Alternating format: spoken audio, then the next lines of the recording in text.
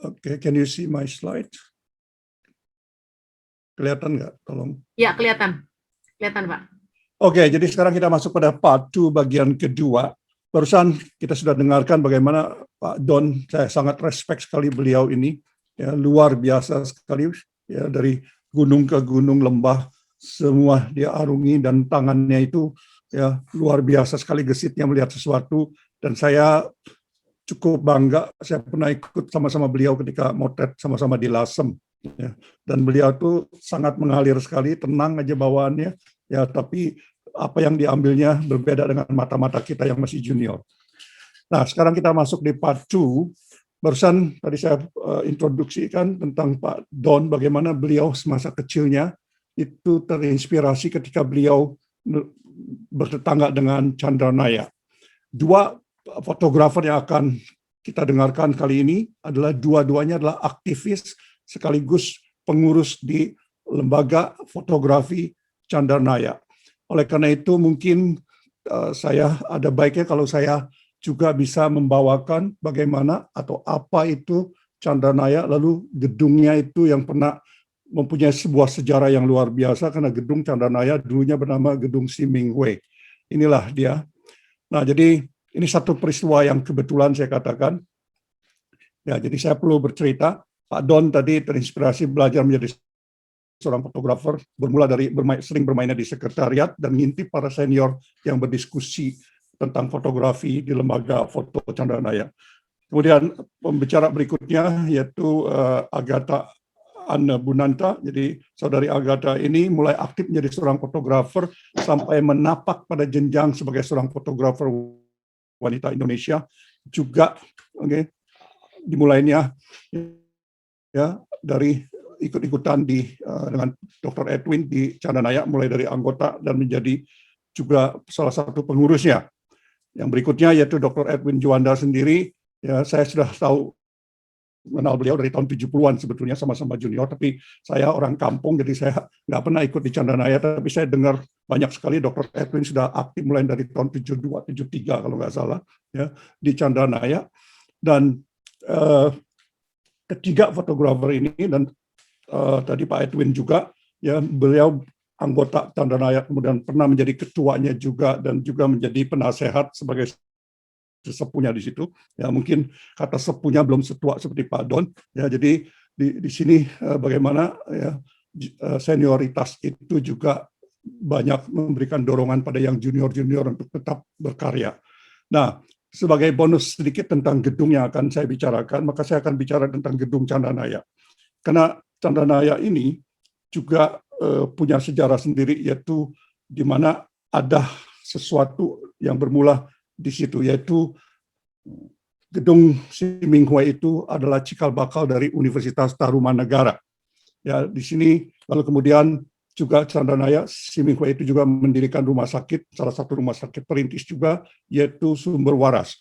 Nah, pada kesempatan hari ini tadi saya lihat ada wajah Profesor Dalinaga dari Untar, dan juga Profesor Rusdiman juga, dan Ibu Nani, Dr. Nani, yaitu dari Fakultas Teknik Arsitektur Untar yang melakukan restorasi gedung Chandranaya. Mudah-mudahan ya hari ini kita bisa melihat lagi sejarah ke belakang, karena gedung itu semula yang dipakai untuk kegiatan itu sampai tahun 95 dibongkar dan menjadi seperti gedung yang sekarang. Sejarah Hemingway atau Hemingway kalau diterjemahkan dari Sin artinya baru, Hemingway adalah perkumpulan sinar baru, didirikan atas prakarsa beberapa orang Tionghoa yang prihatin dan merasa peduli akan keadaan nasib orang Tionghoa yang banyak menderita akibat penjajahan Jepang. Jadi orang Tionghoa itu banyak menjadi kejepit di sana-sini oleh Jepang juga, karena memang ya, kelihatannya sama tetapi memang punya inian yang berbeda. Dalam sebuah artikel berjudul Masyarakat Baru dalam Aliran Baru dimuat harian Sinpo pada 2 Januari 1946, 9 orang dari aktivis itu dari harian Sinpo dan Kengpo itu menandatangani artikel menyerukan pada pembacanya untuk mendirikan sebuah perkumpulan baru yang akan diberi nama Hemingway. Tujuan Hemingway adalah bergerak menuju cita-cita dan aliran baru. Jadi visi orang Tionghoa menjadi Indonesia itu dilontarkan di situ sebagai hasil seruan di harian Sinpo tersebut pada hari Minggu. berkumpul 40 orang di sebuah ruang di lantai 2 dan secara resmi mendirikan perkumpulan Si Minghui. Mana foto Wan Xiu, ya, yang sebagai ketuanya. Lalu mereka dianggapnya sebagai orang-orang nekat yang berani dengan 40 orang mendirikan sebuah organisasi. Mereka berani untuk menyewa sebuah gedung yang saat itu gedung milik bekas seorang mayor Chinese yang bernama Ko Kim An, ya, yang terletak di Jalan Gajah Mada 188. Walau ongkos sewanya saat itu dianggap sangat mahal sekali, yaitu 750 ringgit atau perak. Nah, itu bulanan, bukan tahunan. Padahal jumlah anggotanya baru 200 orang.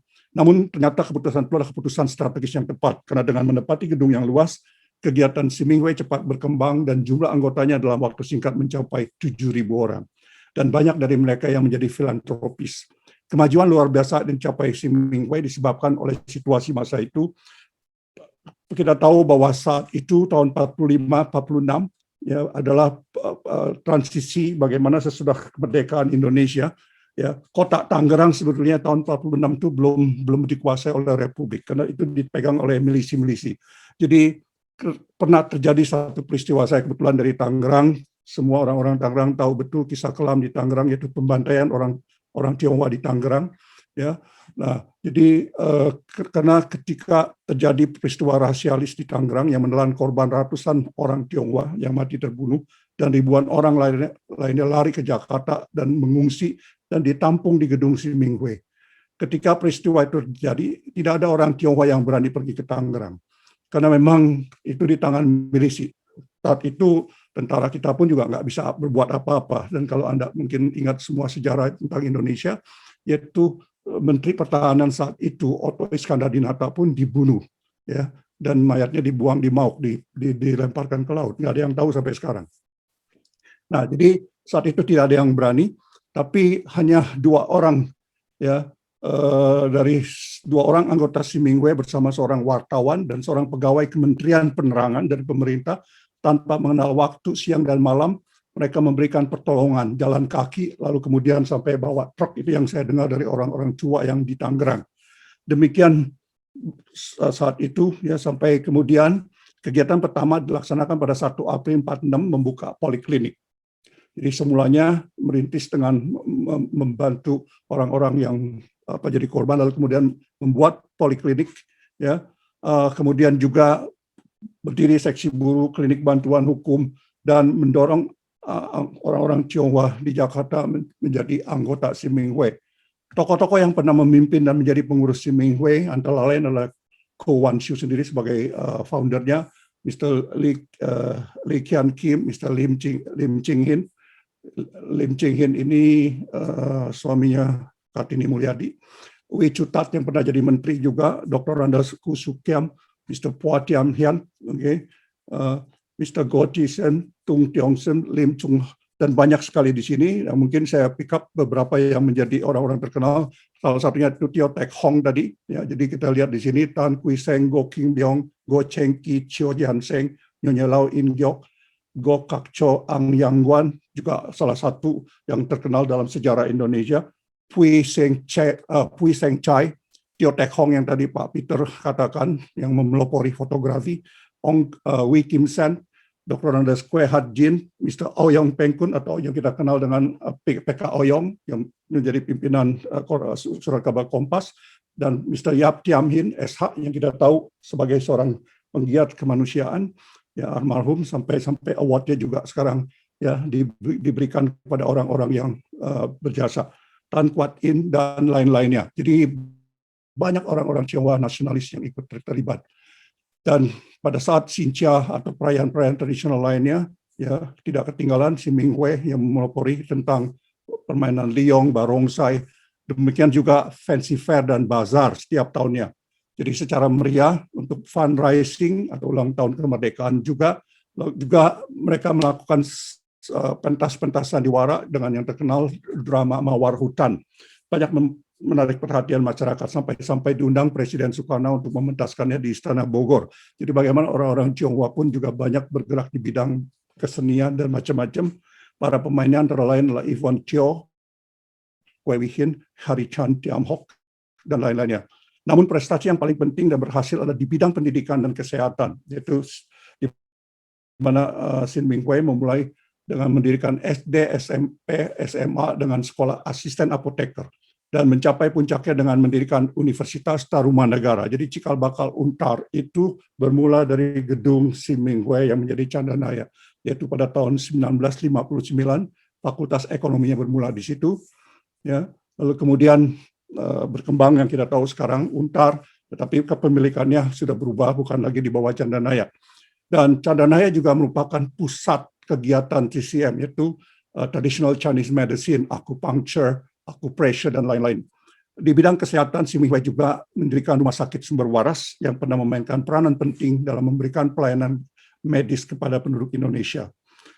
Tahun 62, perkumpulan Sin Ming Hui berganti nama menjadi Perhimpunan Sosial Candanaya, yang kita lihat setelah ejaan yang disempurnakan, spellingnya TJ menjadi C dan J menjadi Y. Jadi yang kita tahu sekarang Candanaya. Setelah tragedi 30 September, hampir semua organisasi yang dibangun oleh etnis Tionghoa di Indonesia dibubarkan, dan seluruh aset dan ya sewenang-wenang diambil alih tanpa dasar hukum yang jelas. Tapi Candanaya saat itu berhasil selamat dan tetap eksis. Namun sangat disayangkan, yang telah lolos dari berbagai huru-hara dan gejala politik, gedung Candanaya yang berada di Jalan Gajah Mada atau nomor 188 dibongkar tahun 1995.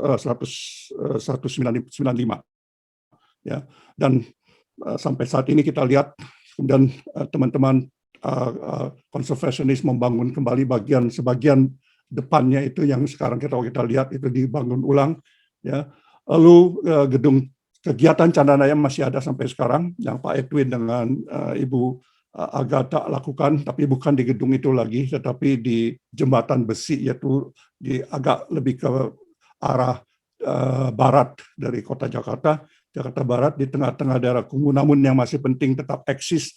Ibarat kata pepatah, tak lapuk disiram hujan, tak lekang dibakar matahari. Semua ini saya dapatkan atas tulisan dari Pak almarhum Benny G. Setiono dalam bukunya Tionghoa dalam Pusaran Politik. Gedung itu punya sejarah yang panjang, yaitu yang dibangun secara arsitektur dibangun pertengahan abad 19, dan semula adalah rumah tinggal dari seorang mayor Tionghoa yang bernama Ko Kim An. Ya, mayor terakhir dia, yang pertama di Jakarta Batavia itu adalah Kapitan So Bengkong, ya, 16 pertengahan abad 17, 1640-an. Kemudian yang terakhir adalah Ko Kim An, yaitu yang meninggal ketika menjadi tahanan Jepang, ya, ketika Jepang masuk dan ditahan, meninggal tahun 45 di Cimahi, kamp tahanan Jepang di Cimahi. Dan tahun 1995 dibongkar. Jadi kalau kita lihat cikal bakal Candanaya dan fotografi pun di sini. Ya, ini gedungnya, dan ini adalah almarhum Mayor Ko Kim An, dan ini ketika tahun 95 gedung itu dibongkar, bukan cuma dimutilasi tapi dibongkar. Nah, Sin Ming Hui Photographic Society didirikan tahun 48. Namanya berubah menjadi Fotografi Candanaya tahun 62. Tapi logonya masih tetap sama. Nah, ini semulanya Sin Ming Hui. Dan di gedung ini banyak sekali kegiatan-kegiatan yang khususnya kontribusi orang-orang Tionghoa untuk kebangsaan juga dilakukan, yaitu tahun 46 tadi saya sudah sampaikan ketika terjadi pembantaian di Tangerang menjadi tempat refugi di situ, ya. Lalu ada yang namanya Palang untuk membantu kemanusiaan. Kemudian tahun 48 klub fotografinya didirikan, tahun 50-an bahkan International Badminton competition di Indonesia pertama kali dilakukan di gedung Candanaya itu. Kita tahu 1953 dibangun PBSI, didirikan di Bandung, tapi international competition-nya dilakukan di gedung Candanaya. Dan tanggal 13 Maret tahun 54 Bapperki, yaitu Badan Pemusyawaratan Kewarganegaraan Indonesia pun berdiri di situ, didirikan. Lalu tahun 56 juga Rumah Sakit Sin Ming Hui yang kita kenal dengan nama Rumah Sakit Sumber Waras didirikan, dan Yayasan Tarumanegara. Lalu banyak sekali aktivitas olahraga seperti angkat besi dan dilakukan di gedung ini. Nah, inilah wajah fotografer ya yang bermula. Di sini juga banyak mencatat ya yang menjadi anggota fotografi, jadi lembaga fotografi Candanaya, antara lain adalah Pak Jubir almarhum Julban Wahid, ayah dari Profesor Jubarin Jerban. Saya lihat tadi namanya ada di sini, Prof. Jadi Bapak Anda juga, orang tua Anda adalah salah satu mantan anggota di klub Candanaya. Bahkan ayahnya Sandiaga Uno juga, ya, jadi Menteri Pariwisata kita sekarang, yaitu Pak, dipanggil Pak Hengki katanya, ya, Rasif Halik Uno juga menjadi anggotanya. Muhammad Badrun, Ahmad Muhammad, Subagio Wahyudi yang ketua FPSI, ya, Imam Suwondo dan lain-lain yang menjadi anggota dari klub fotografi. Jadi klub fotografi inilah wajahnya ketika melakukan eksibisi pertama, yaitu tahun 58, melakukan 56 setiap tahun melakukan eksibisi. Ini suasananya kalau kita lihat zaman tahun 50-an ini, 56, menjadi foto model itu setengah mati. Oke, sengsaranya semua fotografernya berkerumun seperti ini dari dekat dan lampunya pun pakai yang panas sekali. Ya, kalau sekarang enak, nggak perlu dekat-dekat begini dengan fasilitas kamera, ada telelens segala. Kalau dulu semuanya seperti lalat, semuanya mendekati modelnya. Ya. Nah, jadi ini bagaimana suasananya ya ketika melakukan kompetisi salon foto. Bagaimana di Indonesia kita tahu setiap tahun itu ada lomba-lomba fotografi secara art yang diorganize oleh Salon Foto Indonesia, dan inilah ya, ini Pak Muhammad ketika jadi ketuanya. Inilah wajah Siminghui atau Candanaya sebelum dibongkar. Jadi tahun 78, dan ini interiornya yang dikembalikan seperti semula. Dan ini suasananya. Saya punya satu pengalaman pribadi dengan gedung itu. Jadi ini juga satu kebetulan ketika oleh Dr.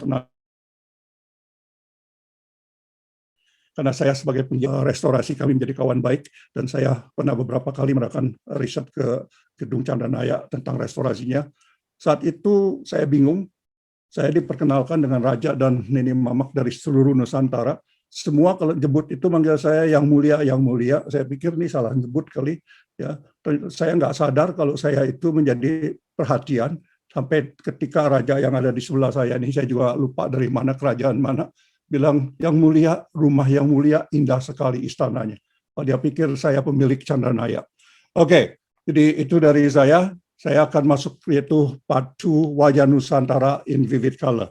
Saya mohon teman saya di sini, untuk membacakan profilnya. Ya, baik. Terima kasih banyak Pak Udaya. Ini menarik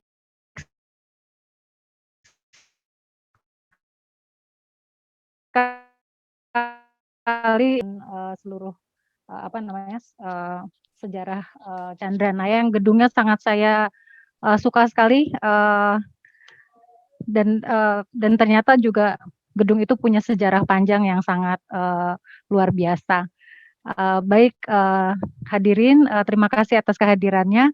Izinkan saya membacakan profil Mbak Agatha Annebunanta yang akan juga sebentar lagi akan memberikan presentasi, dan kemudian nanti ada Pak Edwin juga, Pak Edwin Juanda. Mbak Agatha Annebunanta adalah anak kedua bungsu yang lahir di Bandung dari pasangan Bun Zuanqiang dan William New.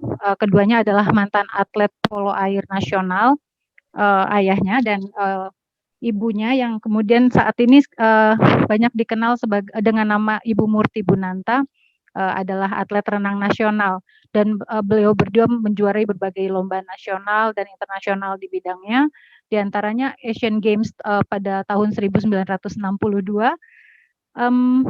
Dan saat ini Bu Murti Bunanta merupakan doktor pertama di Universitas Indonesia yang meneliti sastra anak.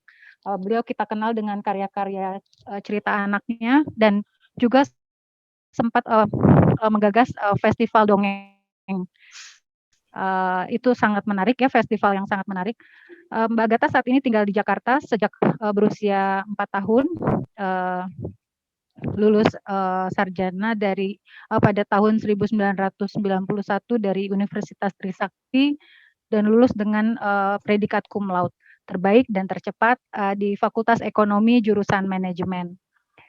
Kemudian Mbak Agatha meneruskan ke Philadelphia, Amerika dan mendapatkan Master of Business Administration pada tahun 1992. Beliau kemudian berkarir di bank asing selama 10 tahun dan setelahnya mengelola bisnis sendiri sampai sekarang. Tahun 2003 Mbak Agatha mulai berkenalan dengan fotografi dan menjadikan fotografi sebagai hobi yang ditekuninya dengan sangat serius. Dan sejak tahun 2006 mulai aktif di Salon Foto Internasional dan juga mulai aktif di berbagai organisasi fotografi, baik di dalam maupun luar negeri. Pada tahun 2008 hingga 2016, beliau menjadi bendahara di Lembaga Fotografi Chandranaya, yang baru saja kita dengar sejarahnya.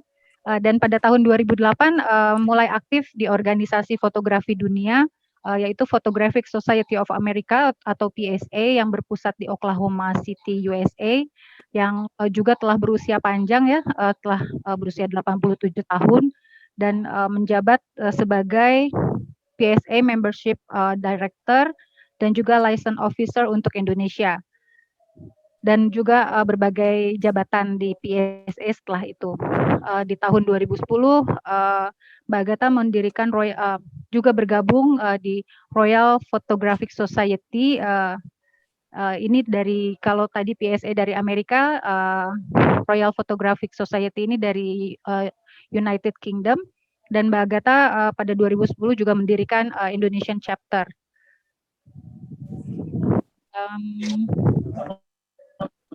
Organisasi ini berdiri berpusat di UK di bawah patronasi Kerajaan Inggris. Jadi merupakan lembaga yang ada dalam patron Kerajaan Inggris dan didirikan sejak tahun 1853. Jadi lebih tua lagi daripada PSA.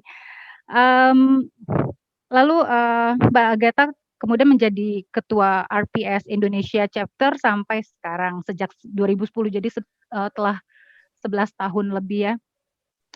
Lalu sejak Desember 2017 hingga kini, Agatha menjabat sebagai International Relationship Vice President dari Photographic Society of America dan member of PSA Board of Directors.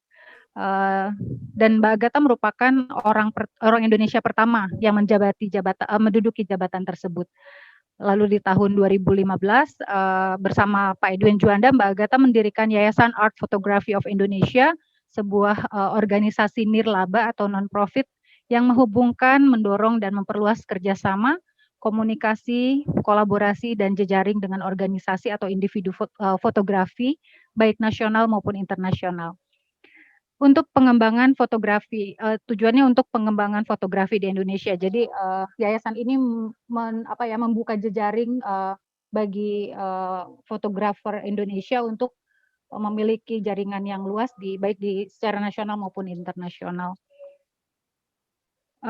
Di yayasan ini Agatha menjabat sebagai director. Agatha juga menjadi juri di banyak kompetisi internasional seperti di Amerika, Vietnam, Prancis, Irlandia, Australia, Sri Lanka, Inggris, Jerman, Turki, dan berbagai negara lain. Agatha juga telah mendapatkan lebih dari 520 medali dan penghargaan dari berbagai lomba salon foto di Indonesia dan juga internasional. Fotonya telah dipamerkan di berbagai pameran bersama, baik di Indonesia, Amerika, Oman, Thailand, Turki, Austria, Belgia, Vietnam, Maroko, Bangladesh, China, Sri Lanka, dan sebagainya. Agatha Anubunanta adalah juri wanita pertama di Salon Foto Indonesia dan pemenang 2 kali ada Malik Award di Salon Foto Indonesia. Saat ini Mbak Agatha adalah wanita Indonesia dengan gelar fotografi dan honorary paling banyak dari berbagai organisasi fotografi baik di dalam negeri maupun di luar negeri. Beliau juga adalah pionir di lomba foto salon internasional di Indonesia sejak 2006. Sejak itu Agatha juga aktif memperkenalkan, mengajarkan, membuka jalan dan memberi dukungan kepada banyak fotografer Indonesia untuk mendapatkan banyak liputan di komunitas fotografi internasional dan banyak membantu fotografer Indonesia untuk mendapatkan gelar fotografi Indonesia. Demikian kiprah Mbak Agatha yang sekarang kita undang saja segera untuk memberikan presentasi. Silakan Mbak Agatha. Oke, terima kasih. Silakan Agatha. Ya, terima kasih. Sebelumnya terima kasih kepada Indah yang sudah membacakan CV saya. Dan terima kasih juga kepada Pak Budaya atas undangannya. Pertama-tama mungkin saya harus bilang bahwa kalau dibandingkan dengan pembicara-pembicara terdahulu, Pak Peter Carey, kemudian Pak Don Hasman, ya, itu senior-senior saya. Jadi kalau memang kita bicara tentang etnofotografi di sini, mungkin kalau Pak Don itu kan udah begitu banyak keliling ke mana-mana ya, dan dalam kurun waktu yang sangat panjang sekali. Saya mungkin sendiri baru memulai fotografi ini relatif masih sedikit, masih sangat dalam waktu yang kalau dibandingkan dengan Pak Don, kemudian dibandingkan dengan Pak Edwin ya, masih sangat pendek. Baru mulai tahun 2003. Jadi kurun waktu dari foto-foto yang saya akan berbagi ini akan sedikit berbeda dalam waktu yang mungkin terlihat bahwa itu fotonya adalah lebih masa kini dari berbagai daerah. Saya berusaha untuk menampilkan dari berbagai daerah yang memang pernah saya kunjungi. Jadi semoga mungkin juga pendekatannya sedikit berbeda. Saya sendiri dari fotografi ini bermula seperti telah dijelaskan di dalam CV saya, bermula dari fotografi salon. Jadi seorang salonis itu biasanya bergaya piktorial, yaitu semua yang bergaya kita seperti ke salon rambut gitu ya. Jadi semua yang bergaya keindahan, sedikit berbeda, dan semoga nanti saya bisa bercerita dengan apa yang bisa saya tahu sebagai latar belakang dari foto-foto yang akan saya jadi saya pertama juga salam salut kepada Pak Don yang begitu banyak membuka pengetahuan yang sebelumnya tidak pernah kita yang tidak bisa kita dapatkan ya, kecuali mungkin dengan sharing dari webinar ini. Ya, mungkin bisa mulai share screen-nya. Oke.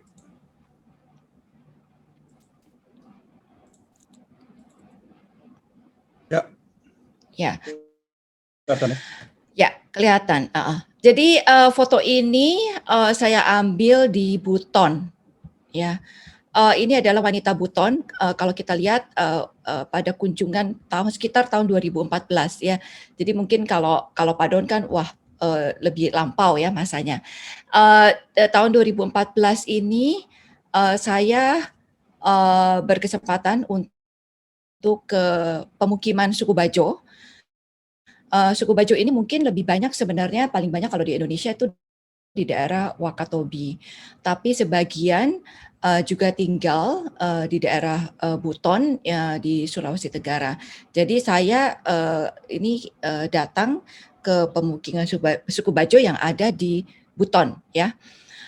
Jadi wanita Bajo ini kalau kita lihat kok kenapa ada putih-putih ini adalah sebagai salah satu cara kalau kita biasa di perkotaan kita memakai sunblock, ini adalah seperti bedak ya yang dibuat dari beras tumbuk, bedak dingin yang sering dikatakan sebagai lulur wajah yang berwarna putih. Tujuannya adalah sama seperti kita memakai sunblock, adalah untuk melindungi wajah kita dari terik sinar matahari. ya seperti wanita kita juga kebanyakan di kota-kota besar, dimanapun juga kita berusaha untuk merawat kecantikan kulit dan berusaha untuk melindungi kulit kita dari sengatan matahari. Ya, mungkin bisa next-nya. Ya, ini masih juga di suku Bajo untuk sebagai ilustrasi di saat yang sama pada saat saya mendatangi suku Bajo. Jadi kita bisa lihat bahwa kehidupan di sana itu mereka sangat karena sangat perkampungannya itu mereka buat dan mereka biasanya suka juga berpindah-pindah dan mereka biasanya buatnya di atas batu karang. Jadi mereka sangat kompak sekali dan mereka sangat jadi suatu perkampungan yang sangat kuat sekali ya kekeluargaannya. Mereka kebanyakan adalah seorang nelayan dan pada saat kami berkunjung di sana karena memang mungkin tidak sering orang di sana mereka sangat terbuka sekali mendapat kunjungan dari manapun, baik dari kita yang dari luar daerah mereka maupun juga mungkin kadang-kadang ada turis-turis asing yang datang ke daerah tersebut.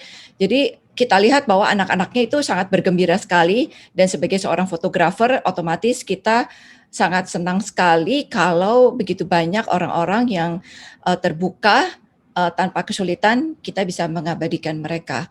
Jadi kita lihat bahwa ini anak-anaknya semua main-main air dan mereka begitu excited sekali dan melihat kedatangan kita.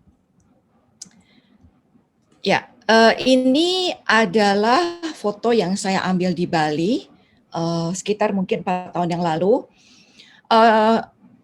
Di Bali ini banyak upacara ngaben, ya. Ngaben yang di sini adalah ngaben massal.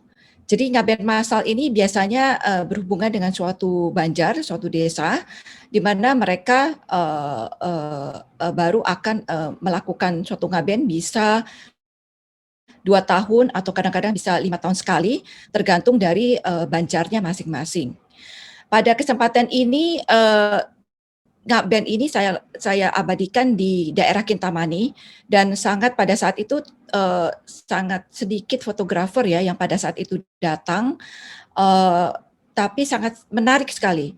Banyak hal upacara-upacara yang tidak pernah saya lihat sebelumnya di ngaben massal ini. Mungkin kita banyak lihat lebih banyak kalau di media-media itu ngaben-ngaben dari tunggal ya, dalam arti misalnya kerajaan dari keturunan raja-raja yang kemudian raja-raja Bali yang kemudian meninggal dan mengadakan upacara ngaben. Nah itu juga kolosal, tetapi mungkin agak sedikit berbeda dengan suatu ngaben massal yang biasa yang dilakukan oleh suatu desa. Dan pemandangannya karena itu di Kintamani, jadi latar belakang pemandangannya sangat indah sekali dan jumlah penduduk yang ikut serta di dalam ngaben massal ini juga jumlahnya lebih banyak ya otomatis karena biasanya akan seluruh dari penduduk ke seluruh komunitas dari banjar tersebut ikut serta di dalam ngaben massal ini. Ya, bisa next-nya. Nah, ini salah satu sebenarnya foto yang sangat berkesan bagi saya, diambil pada tahun 2006.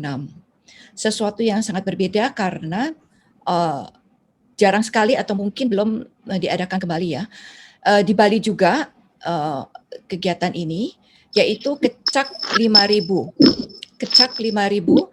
Jadi ada 5.000 penari kecak pada saat itu yang khusus dibuat oleh pemerintah daerah Bali karena pada tahun 2005 kita tahu akan pada saat itu ada kejadian yang sangat tidak enak ya untuk ke Bali maupun juga untuk Indonesia, ada bom kedua ya. Jadi setelah bom kedua itu Bali sangat terpuruk untuk mengangkat para wisatanya kembali, pemerintah daerahnya mengadakan suatu acara yang sangat spesial yang sampai saat ini belum pernah diadakan kembali, yaitu kecak dengan penari yang 5.000 ya. Pada saat itu saya masih ingat banyak sekali fotografer yang meliput dan National Geographic pun meliput ya. Kita udah dari siang-siang udah standby, ini acara diadakan di Tanah Lot ya. Dari siang bahkan mungkin dari jam 11-an ya kita fotografer udah standby, kita berusaha untuk mencari spot terbaik. Jadi kita rebutan spot ya.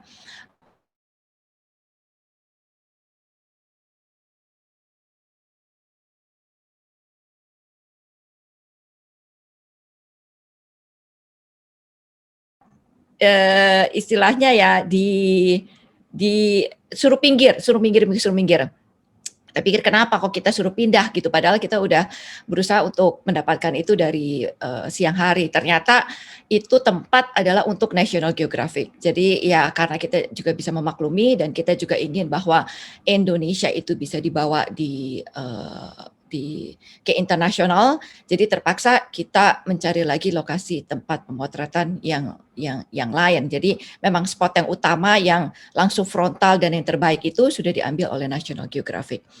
Ya, jadi tetap ini sesuatu hal yang bagi saya sangat kolosal sekali dan sangat berkesan sekali pada saat saya bisa melihat 5.000 penari kecak menari bersama-sama pada saat itu. Ya, boleh next-nya. Ini adalah acara bakar tongkang. Bakar tongkang itu adalah suatu ritual yang diadakan di Bagan Si Api-Api di Riau. Kalau bisa saya mungkin cerita sedikit latar belakang dari ritual bakar tongkang ini.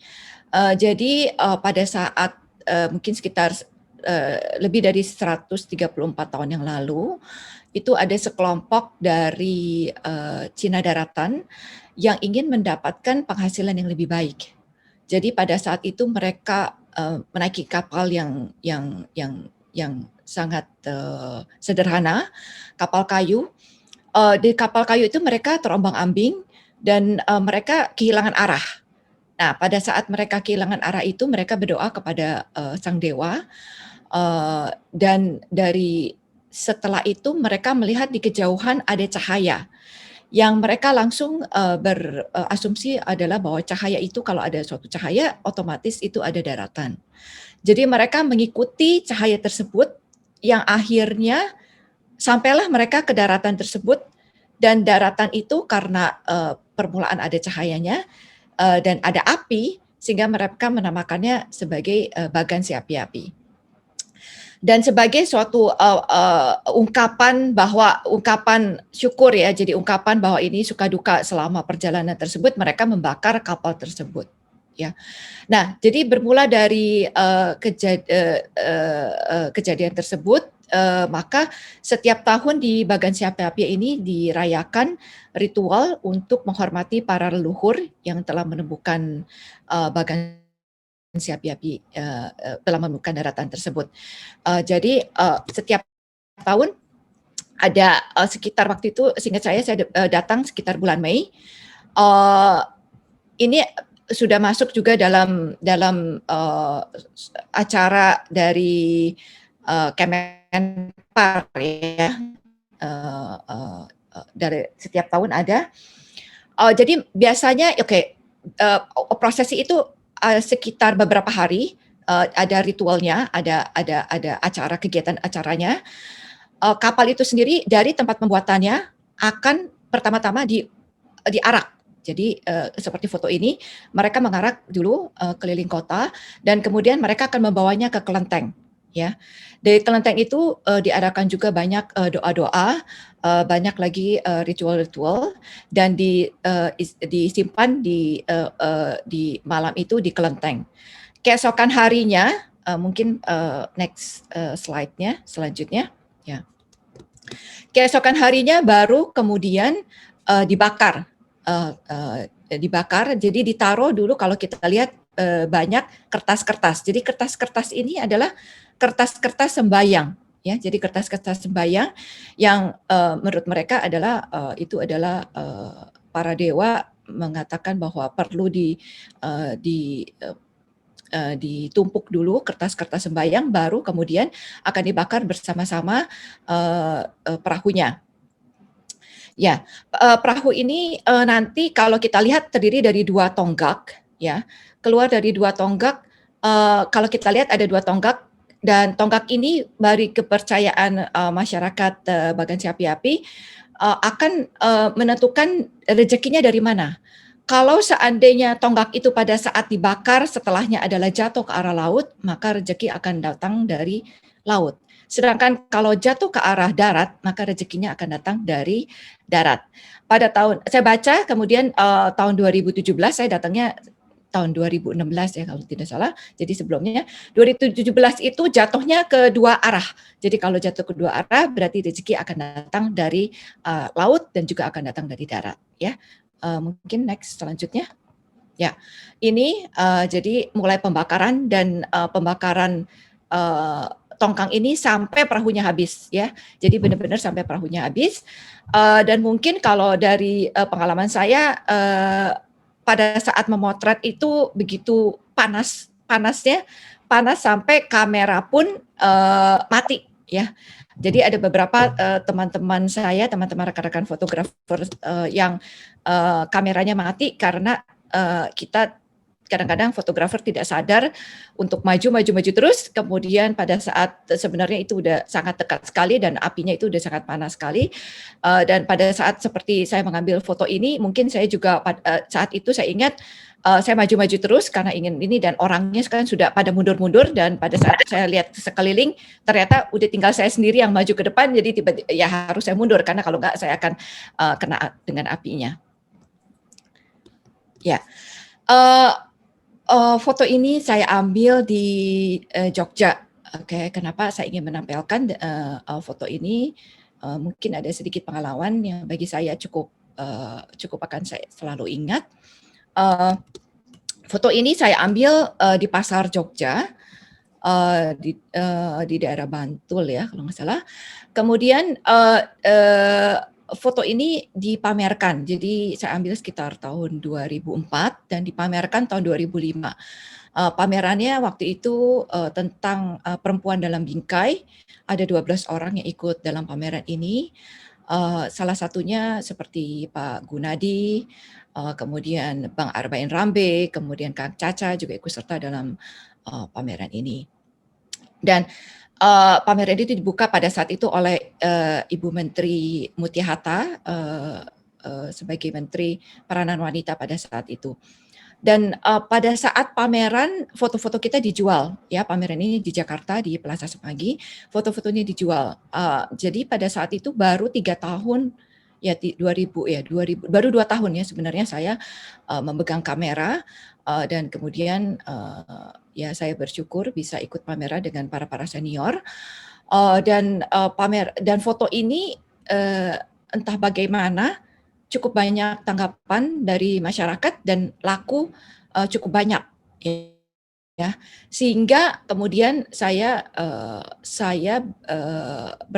jadi saya istilahnya karena foto ini adalah foto sang nenek, jadi semua hasil penjualan dari pameran tersebut 100% saya ingin berikan kepada sang nenek. Jadi tahun 2005 ya pamerannya, saya kembali lagi dengan berbekal dari foto dari sang nenek ini, saya datang ke pasar, kemudian saya cari sang nenek ini ada di mana, saya cari sampai akhirnya kemudian menemukan rumahnya. Dan saya berikan hasil dari penjualan foto ini, ya. Mungkin next-nya. Ya, jadi ini masih nenek yang sama yang saya ambil pada saat saya berkunjung ke rumahnya. Setelah ini masih juga ada kunjungan yang lain, yaitu pada tahun 2006. Pada tahun 2006 ada gempa di Bali, ada gempa di Jogja, dan pada saat itu saya ya karena ada merasa ada hubungan batin dengan sang nenek, Jadi saya mengunjungi kembali dan saya berusaha untuk menolong sebisanya. Pada saat itu rumahnya masih bisa, tapi ada kerusakan-kerusakan. Rumahnya cukup ada kerusakan-kerusakan, dan jadi saya akan jadi pada saat itu saya berusaha sebisa saya untuk meringankan beban sang nenek, ya. Pada saat ini sang nenek sendiri sudah meninggal dunia pada beberapa tahun kemudian yang saya dengar. Oke, next-nya.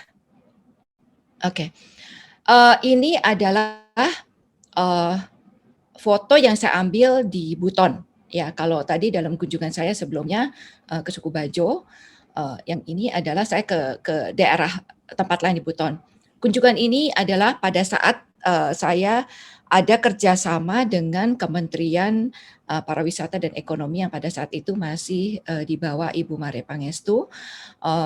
Pada saat itu saya diminta untuk membantu pemerintah lokal Buton, bekerja sama juga dengan Dinas Pariwisata Buton untuk membantu pariwisata mempromosikan daerah Buton. Jadi dengan saya bersama-sama dengan Pak Edwin dari steering committee-nya dan kami dengan jejaring yang ada dengan teman-teman fotografer internasional ada, kami mengundang fotografer teman-teman dari internasional sekitar 40 fotografer untuk bersama-sama kita untuk pergi ke Buton, kemudian ke Lombok dan ke Labuan Bajo untuk ikut serta mempromosikan pariwisata daerah setempat. Jadi ini adalah wanita penenun di Buton. Mungkin tenunan Buton belum begitu banyak dikenal oleh kita, tetapi meskipun desainnya mungkin simple ya, sederhana, tetapi warna-warnanya sangat kuat sekali dan warna-warnanya itu sangat mencolok sekali kalau kita memakainya. Mungkin bisa next. Ya, ini juga masih dalam rangkaian acara yang sama, di mana para penari memakai kain-kain tradisional dan kita bisa lihat sekali juga bukan hanya dari para ibunya saja, tapi bapaknya sendiri memakai kain yang menurut saya sangat indah sekali, kain tenunnya Buton dan sangat mencolok sekali warna-warnanya. Ya, next. Ya, ini juga dalam rangkaian yang sama ya. Kita lihat ada tarian yang dilakukan oleh anak-anak ya. Pada saat itu anak-anak khusus diliburkan ya untuk menyambut kita para tamu. Jadi khusus diliburkan dan anak-anak ini menari seakan-akan mereka adalah pejuang karena di Buton ini juga kami mengunjungi banyak ke tempat-tempat peninggalan perjuangan-perjuangan benteng-benteng pada saat pejuang-pejuang dari kawasan Buton tersebut berperang melawan Belanda. Nah, ini saya berpindah lagi ke tempat yang lain. Ini di Jawa Timur, di mana mungkin kalau kita sekarang kenal banyak ada karapan sapi ya. Kita mengenal karapan sapi di Madura. Ini juga jenis karapan, tetapi adalah karapan kambing, ya. Adanya di Jawa Timur. Karapan kambing ini sangat menarik sekali bagi saya, karena pertama adalah kalau kita bicara tentang karapan kan biasanya jokinya itu menjadi satu bagian dari binatangnya, ya. Tetapi pada saat ini kalau kita lihat orang yang berlari di belakang itu adalah jokinya. Jadi joki ini berlari mengikuti kambingnya dan begitu banyak penonton, begitu banyak supporter dan mereka semua ini terus terang lebih ramai dari kambingnya. Jadi mereka semua ini lebih heboh dari kambingnya sendiri ya.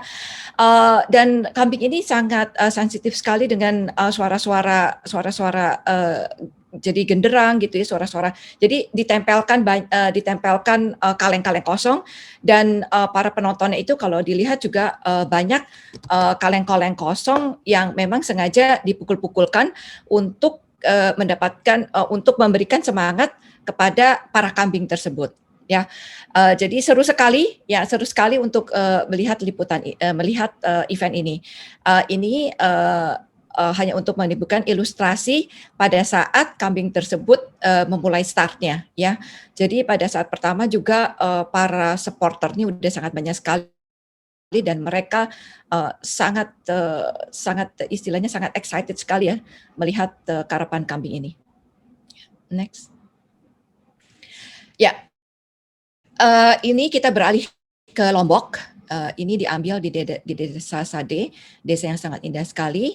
Pada saat itu memang kebetulan ada kegiatan tradisi di mana mereka membersihkan beras ya dengan memang kebetulan ada acara sehingga mereka menggunakan pakaian-pakaian tradisional yang saya rasa juga sangat menarik sekali kalau kita lihat baik tenunannya maupun warnanya. Next. Ya, ini juga masih sama di Sade juga, di desa Sade, di salah satu rumah di mana mereka masih menggunakan batu untuk memasak. Ya, ini adalah kegiatan ngarot ya yang dilakukan di Indramayu. Sekarang mungkin kita mudah hanya beberapa jam kita dari Jakarta kita bisa sampai ke Indramayu. Ngarot ini adalah suatu perayaan yang dilakukan pada masa garapan sawah. Jadi pada saat akan memulai suatu penanaman dilakukan perayaan ini, di mana diharapkan akan ada kesuburan, akan ada panen yang baik. Jadi dan dewi kesuburan itu biasa ya Dewi Sri dan selalu dikaitkan dengan wanita sehingga pada saat itu pada saat ngarot itu jadi para wanitanya biasanya pagi-pagi mulai dari jam 4 pagi para wanitanya para gadis akan berkumpul di suatu tempat, biasanya di tempat kepala desa, kemudian akan didandani, ibu-ibunya semua udah pada heboh pada saat itu, dan para pendandan sendiri adalah biasanya profesional ya, akan datang para makeup artist itu profesional, karena ini suatu event yang sangat penting sekali bagi mereka, dan kemudian terutama hiasan mahkotanya di kepalanya itu sangat unik sekali dan hanya ada di daerah ini ya, terdiri dari rumput-rumput dan bunga-bunga. Sebenarnya ada laki-laki juga ya, jadi sebenarnya pasangan laki dan perempuan. Cuman mungkin karena wanitanya lebih menarik untuk difoto, jadi saya akan menampilkan pada saat ini foto-foto dari para gadis-gadisnya. Ya, next. Ini juga banyak dari anak-anak ya, dari anak-anak wanita ikut serta. Ini setelah anak ini setelah didandani tapi belum memakai kebaya, setelah itu akan memakai kebaya. Foto ini saya ambil sekitar tahun 2018. Nah, ini kenapa saya tampilkan, karena ini sebenarnya anak yang sama dari yang sebelumnya tetapi pada tahun sesudahnya. Jadi sebelumnya adalah tahun 2018, setahun kemudian saya datang kembali dan saya bertemu dengan anak yang sama. Kita bisa lihat bahwa anak itu berubah dengan mungkin cepat sekali. Jadi kita udah lihat lebih dewasa dibandingkan dengan sebelumnya. Dan mudah-mudahan setelah pandemi berakhir pada tahun ini, biasanya dilakukan bulan Desember ya, selalu pada saat masa subur, masa hujan, yaitu bulan Desember. Mudah-mudahan saya bisa berkunjung ke Bali dan saya bisa memotret anak tersebut. Ya, ini adalah pacu jawi. Mungkin bagi rekan-rekan semua sudah pada tahu karena pacu jawi ini sudah go internasional ya. Pada saat saya memulai memotret pacu jawi ini, pada saat itu belum sepopuler sekarang. Ini saya foto pada 10 tahun yang lalu, tahun 2010. Pada saat itu mungkin belum sepopuler sekarang ya. Memang fotografer ini sangat dekat sekali dengan para wisata. Jadi kadang-kadang dengan apa yang kita foto kemudian kita bagikan di berbagai lomba misalnya ya, atau kita bagikan pada saat itu mungkin juga sosial media sehingga banyak orang-orang yang tahu event ini yang kemudian akhirnya banyak berkunjung ke untuk memotret pacu jawi. Pacu Jawa ini adanya di tanah datar di Sumatera Barat. Ini juga event tahunan, biasanya 2 tahun sekali, tetapi karena sekarang masa panennya lebih cepat, jadi diadakan lebih mungkin bisa setahun bisa 3 kali ya. Ini dilakukan adalah biasanya setelah panen, jadi memang dilakukan di sawah-sawah yang sudah setelah dipanen, jadi banyak lumpurnya.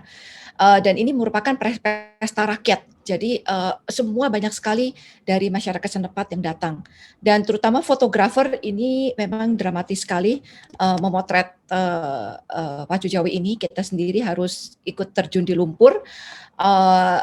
Saya tahu pada saat itu setelah beberapa tahun kemudian bahkan ada fotografer dari Malaysia yang mencharter pesawat khusus untuk datang untuk ke tanah datar ini untuk mengabadikan pacu jawi. Ya, jadi kalau dilihat pacu jawi ini di foto ini mereka menggigit ekornya. Tujuannya adalah supaya supaya sapi ini akan terus jalan ya, tetapi sebenarnya bukan berdasarkan kecepatan. Kalau tadi karapan kambing adalah siapa kambing yang tercepat yang menang, tetapi kalau di sini adalah siapa yang bisa lurus jalannya yang menang ya. Jadi akan sedikit berbeda di pacu jawi ini ya. Mungkin bisa nextnya ya. Jadi ini yang saya bilang sangat dramatis sekali karena memang keseimbangan dari joki pacu jawi ini sangat penting. Mereka tidak boleh jatuh, kalau jatuh otomatis mereka akan kalah. Jadi bagaimana mereka bisa mengeseimbangkan dan mereka tetap bisa memegang ekor dari binatang ini ya, karena yang dipegang adalah ekornya, jadi tidak ada sesuatu yang mengkaitkan antara joki dengan sapinya ya. Oke, nextnya. Ya, ini foto terakhir saya ya, foto terakhir saya yang saya ambil di Papua pada saat Festival Lembah Baliem. Festival Lembah Baliem ini di Wamena. Jadi memang kalau kita dari Jakarta cukup jauh untuk sampai ke sana. Setiap tahun, jadi festival ini setiap tahun diadakan biasanya setiap hari kemerdekaan ya. Jadi setiap Agustus. Sangat menarik sekali karena pada saat itu akan banyak suku-suku, suku Dani, suku Lali maupun suku-suku dari pegunungan yang akan turun. Dari berbagai daerah di Papua akan turun dan hadir dalam festival ini. Biasanya sebenarnya permulaan festival ini setahu saya sejak tahun 1989. Jadi festival ini biasanya ada acaranya adalah acara untuk memperlihatkan pertempuran antar suku ya. Tetapi dengan berjalannya waktu disajikan juga berbagai macam kebudayaan dan tarian-tarian. Jadi ini adalah salah satu tarian dari salah satu suku di Papua yang karena saya senang memotret anak-anak, jadi anak-anak Papua sehingga saya abadikan pada saat mereka menari. Ya, mungkin dari saya ini yang ingin saya bagikan sedikit dari pengalaman saya dan terima kasih banyak. Oke, terima kasih sekali. Saya akan lanjut untuk yang berikutnya. Terima kasih, nanti setelah ini question and answer-nya ya. Oke. Agatha luar biasa sekali foto-fotonya. Berikutnya ya, yaitu fotografer terakhir, last but not least, yaitu Dr. Edwin Juanda ya, yang saya tampilkan di sini dengan kamera Leica-nya. Jadi si tompel merah ini. Oke, saya mohon Mbak Indah bisa membacakan. Ya. Jadi hari ini juga sekaligus kita akan membedah bukunya ya, buku. Jadi sesuai dengan judulnya Keheningan di sini, yaitu ya mengarah pada bukunya yang akan dibahas hari ini. Inilah profilnya Dr. Edwin Juanda yang kita akan dengarkan. Silakan. Ya baik, terima kasih Ya, terima kasih Pak Udaya. Tadi saya agak terlewat satu hal. Mbak Agatha Annabunanta itu juga adalah editor foto untuk buku The Soul yang baru saja diterbitkan oleh Pak Edwin Juanda pada 2 Mei yang lalu ya. Tadi tidak luput tersebut.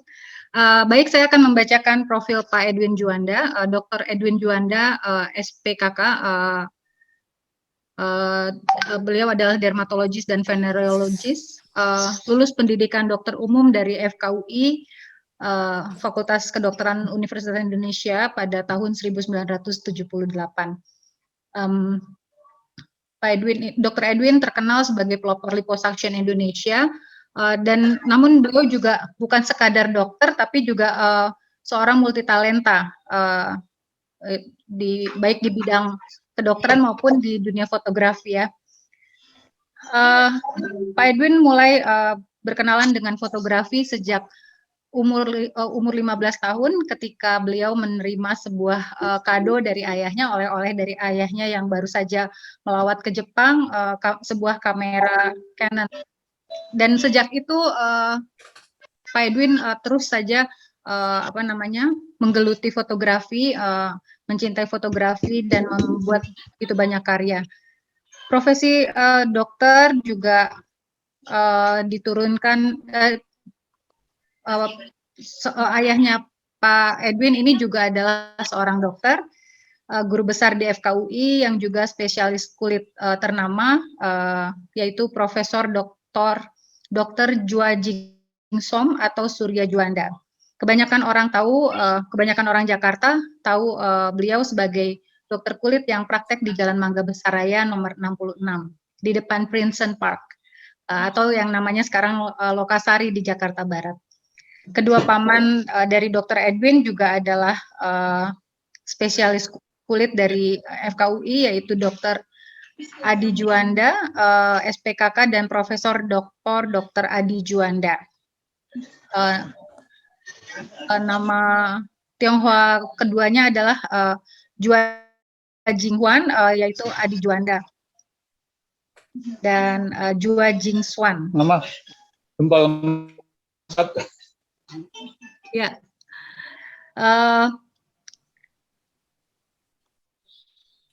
Oke, masih terus. Ya, baik. Ini Edwin lahir di Jakarta. Pak Edwin juga dibesarkan oleh seorang nenek yang tangguh, sebagai single mother yang tinggal di Desa Jenar, Purwodadi, Jawa Tengah, dan berjuang keras untuk menghidupi ketiga putranya dan 5 putri, karena suaminya meninggal pada usia 41 tahun, dan beliau terpaksa menjadi seorang ibu tunggal sejak usia muda. Dr. Edwin lahir di Jakarta pada tahun 1954, dan saat ini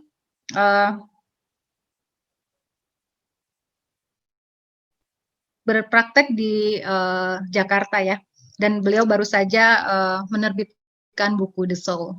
Baik, demikian mungkin kita langsung saja mengundang Pak Edwin untuk mempresentasikan ya Pak ya, Pak Udaya. Okay. Ini saya lihat di chatroom sudah cukup banyak pertanyaan, tapi nanti kita bacakan setelah Pak Edwin mempresentasikan. Oke, saya perkenalkan dulu. Ini ada sedikit tentang ringkasan dari bukunya ya.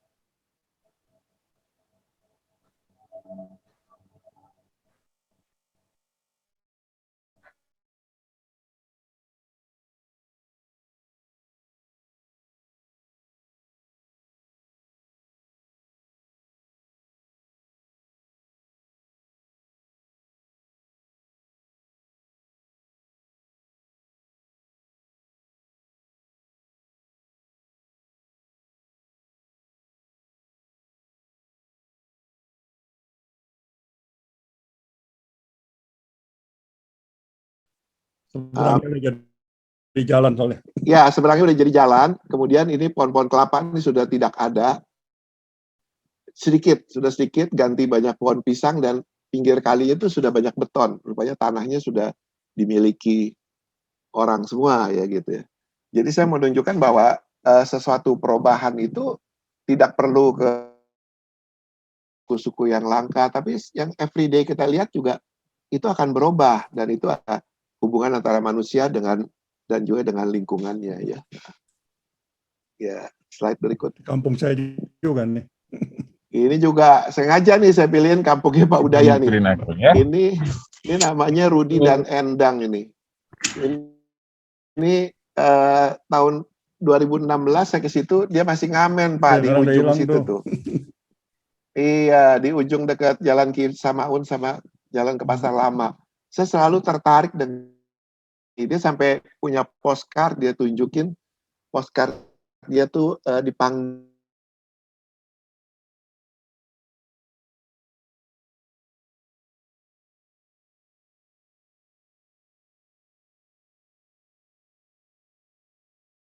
terlupakan karena dimakan usia begini ya.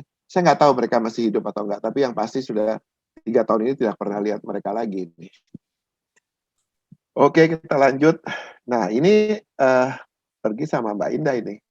Ini daerah Cipta Gelar. Ini saya ambil, jadi di kaki Gunung Halimun ya, di Taman Nasional Gunung Halimun itu ada satu kampung yang masih kerabatan dengan suku Baduy, yaitu Sunda Wiwitan, itu namanya Cipta Gelar. Tapi di situ modern sekali ya. Modern sekali, mereka saya kira satu-satunya suku yang hidup di Taman Nasional, saya kira.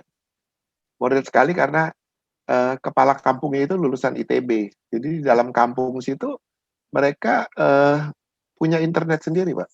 Luar biasa. Dan ini waktu serentahunnya ini, biasa mereka bikin serentahun, itu artinya hasil panen yang terbaik itu ditaruh di lumbung padi yang seperti Om Don bilang itu di Baduy bisa bertahan 1000 tahun. Di sini saya nggak tahu berapa tahun, tetapi selama pesta 2 hari 3 malam itu, 3 hari 2 malam itu, semua tamu dikasih makanan gratis, Pak. Katanya harus begitu, jadi luar biasa ya. Ini mengingatkan saya waktu saya kecil di Kuitang tadi, ingat waktu engkong saya tuh kalau ada perayaan, ada acara cokek begitu ya. Jadi ini saya tampilkan karena mengingatkan saya dengan masa kecil saya. Pantas sering ke Tangerang ya, nanti mesti ikut ngibing di Tangerang tuh. Boleh, boleh. Nah ini juga, ini di Sumba, saya pergi kira-kira tahun berapa ya, 2008 atau 2010 saya lupa. Ini mereka kalau panen, mereka kalau panen itu dia pakai kerbau banyak, karena di sana banyak kuda dan banyak kerbau. Jadi nggak tanggung-tanggung, satu sawah tuh dikeroyok supaya cepat selesai. Dan ini saya nggak atur loh actionnya. Dia tahu mau difoto, dia bergaya seperti dia mendengarkan lagu klasik dari Mozart atau apa, saya nggak tahu. Tapi dalam pikiran saya, ini saya kasih judul kalau nggak salah Buffalo Symphony. Tetapi sekarang kalau kita ke sana lagi, semua sudah membajak dengan traktor kecil, Pak, bantuan pemerintah. Jadi saya menunjukkan bahwa betapa cepatnya budaya itu berubah ya. Slide berikut. Nah ini adu ayam di Tenganan ya. Memang mereka biasa adu ayam, dan biasanya ayamnya disembur sedikit. Saya suruh sembur agak banyak, jadi hasilnya kayak begini. Tapi sekarang kayaknya banyak yang tiru nih dengan semburan air yang tambah lama tambah banyak ya. Mungkin lama-lama pakai selang air, Pak. Oke. Ya karena saya dasarnya dari salon ya. Slide berikut. Ini hunting pertama saya setelah pandemi. Jadi diajak sama Pak Fendi Siregar nih 2 bulan lalu nih, nakal-nakalan juga, Pak. Oh, kata Pak Fendi, ada acara tuh. yang tidak dilarang oleh pemerintah daerah. Maksudnya berkumpulnya itu tidak dilarang, yaitu acara nyadran. Jadi sebelum bulan puasa itu mereka pergi ke makam orang yang dihormati di kampung situ, dan mereka bikin sembahyangan dan semua bawa makanan dimakan sama-sama. Nah ini di dekat situ ya, di dekat situ saya lihat ada ini nenek. Sebenarnya yang kita foto adalah bapak dari nenek ini. Bapak dari nenek ini umurnya 109 tahun dan masih cukup sehat, masih bisa jalan sendiri, masih bisa diajak ngomong, masih melinting rokok sendiri.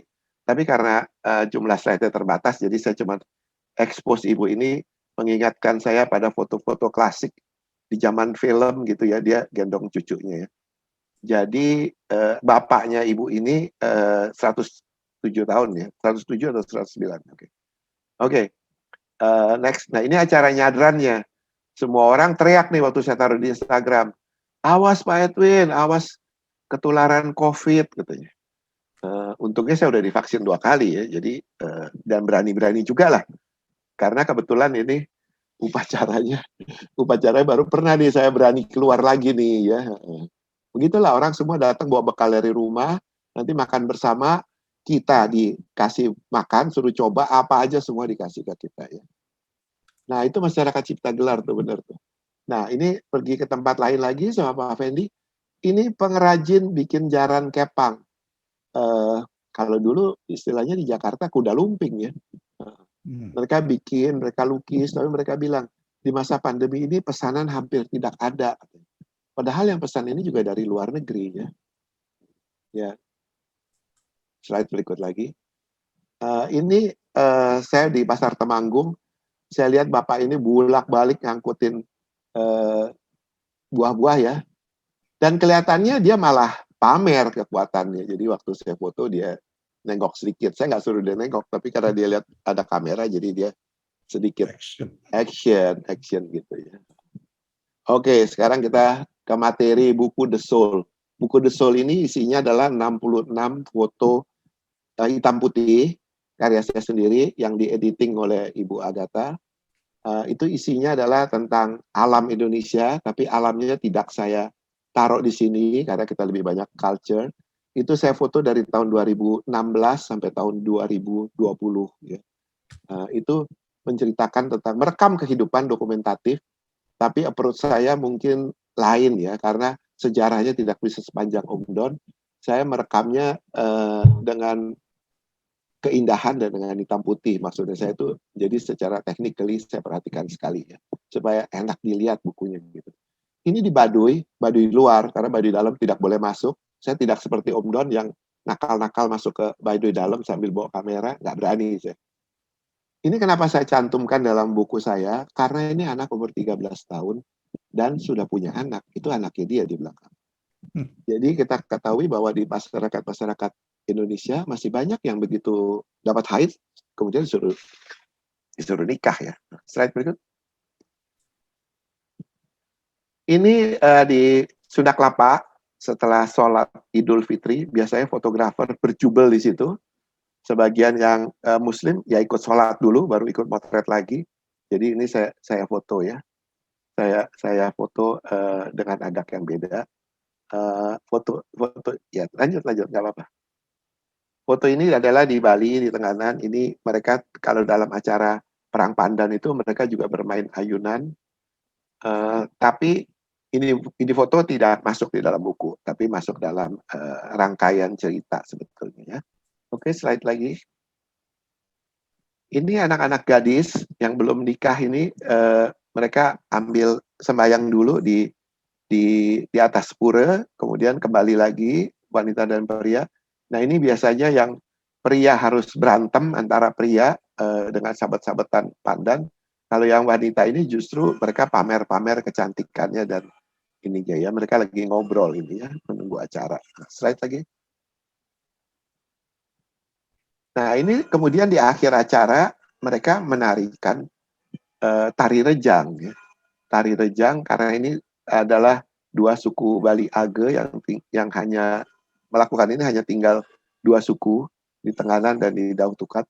Mereka ini menarikan tarian dan terakhir tariannya massal, banyak anak-anak gadis. Kemudian terakhir ibu ini tak menari. Ibu ini menari kok lain ya. Saya bisa lihat hatinya lain, jiwanya lain. Jadi saya ambil ya. Kemudian saya tanya, saya tadinya kirain masih slide yang tadi. Saya kirain yang di belakang itu gadis-gadis itu ngetawain ibunya, kok sudah berusia masih lari.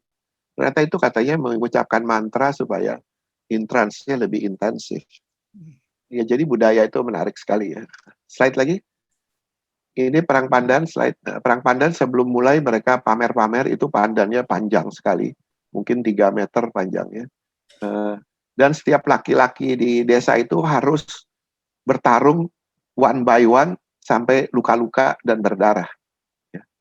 Kesian kadang-kadang lihat anak umur 10 tahun baru pertama kali disuruh perang begitu ya, sampai kelihatan ada ketakutan di wajahnya. Menarik sekali. Slide lagi. Ini saya di Kalimantan, saya ke Kalimantan Barat, di daerah Putus Sibau. Putus Sibau itu terbang dari Pontianak, kemudian pergi lagi dari Putus Sibau ke 3 desa.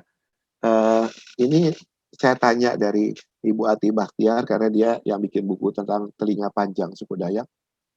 Ini sudah sedikit sekali, karena setiap tahun ada yang meninggal. Ya. Jadi ini kira-kira katanya seluruh Kalimantan paling 50-60 wanita. Yang waktu itu saya pergi, saya ketemu 3 di Kalimantan Barat. Itu pun kalau nggak salah yang 2 sudah meninggal. Ibu ini belum dengar, ya. Kayaknya belum. Mudah-mudahan dia panjang umur ya. Ini di suku Dayak Iban, mereka bikin tato masih menggunakan tato tradisional, ya. Yaitu dipukulin itu jarumnya. Mereka tanpa anestesi ya, jadi mereka tanpa begitu wajar, dan ini dokumentatif karena hanya sisa Dayak Iban saja yang masih menggunakan tato sampai sekarang. Tatonya juga lain, bentuknya bold. Kalau ada yang mau beli National Geographic Indonesia bulan lalu, ada cerita tentang telinga panjang dan tentang tato Dayak. Lanjut. Nah, ini masih di tempat Dayak Iban. Ya. Ini ada rumah panjang, terus ini daerah namanya Sungai Utik. Daerah Sungai Utik ini, kita semua di situ berapa orang ya? 12 orang kalau nggak salah. Setiap 2 orang dititipkan di satu rumah. Setiap orang dititipkan di satu keluarga maksudnya. Dan rumahnya itu panjang sekali. Jadi kalau ada extended family ditambah lagi ke belakang, tambah lagi ke belakang. Begitu namanya rumah panjang ya. Rumah panjangnya itu sudah ratusan tahun. Dan kemudian suatu saat pagi-pagi, saya yakin belum ada fotografer lain yang keluar kamar, saya dengar berisik di luar. Saya ajak Dr. Syarif Rohimi yang sekamar sama saya, yuk kita keluar yuk. Kita dengar berisik-berisik di luar, ternyata wanita kalau 2 aja berisik, apalagi 4 ya, jadi berisik daripada bicara gitu. Terus kemudian saya lihat, oh orang Dayak sekarang memang begini, nggak ada tuh seperti dulu, bajunya t-shirt atau singlet atau gitu. Terus kemudian saya tertarik dengan cewek yang di kanan nih, ibu yang di kanan. Ibu saya foto ya, saya foto, oke, dia bilang. Dia nggak bilang oke sih, dia dengan senyum saja, kemudian saya foto, dan saya nggak tahu tuh, editornya pinter tuh, di belakang tahu dia lihat ada di jendela rumah tuh, di pintu rumah ada yang nongol tuh di keranjang backpack rotannya ibu ini. Saya tidak tahu ibu ini namanya siapa atau apa, tapi kesan saya kok kayaknya saya pernah kenalin orang. Saya nggak tahu apa di past life saya atau apa, karena saya kalau motret kan suka pakai perasaannya. Kemudian jalanannya tuh cuma satu ya. Oh ya, itu pakai anjat ya dari rotan. Jalanannya cuma satu dari sana, terus kemudian kok 4 orang ini hilang ya. Setelah mereka beli jeruk di rumah seberang, hilang. Saya cari-cari nggak ada.